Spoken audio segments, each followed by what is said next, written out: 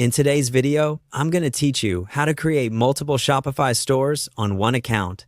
If you manage different brands, test new themes, or serve clients, keeping everything under one login can save a lot of time. I'll walk you through a clear path that uses Shopify's admin and the partner dashboard to spin up additional stores without juggling separate accounts. First, start on your Shopify home. Once you're signed in, the admin homepage is your control center. It's where you can access existing stores, see recent activity, and jump into the right workspace. If you don't land there by default, use your account menu to get back to the home screen. Next, click on My Store.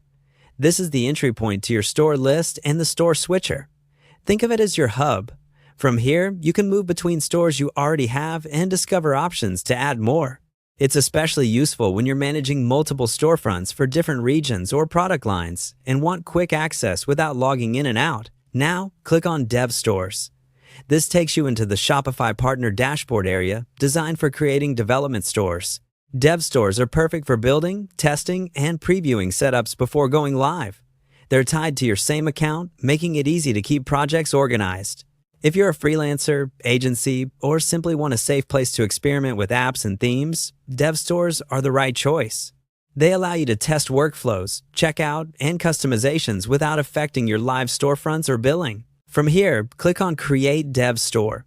You'll be taken to a setup screen where you'll name the store and define a few basics, like the intended use and region. This step is straightforward. Keep your naming consistent so you can identify each store at a glance, especially when the list grows.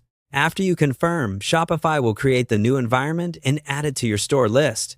You can then open it from your dashboard and start configuring products, themes, and settings as needed. A couple of quick tips as you work. Use a clear naming convention, such as brand, region, purpose, to stay organized. Remember that each paid store has its own subscription and billing, while dev stores are for building and testing, and keep permissions tidy if you collaborate with a team, so everyone has the right level of access. And that's it. You went from your Shopify home, into your store hub, into dev stores, and created a brand new dev store under the same account.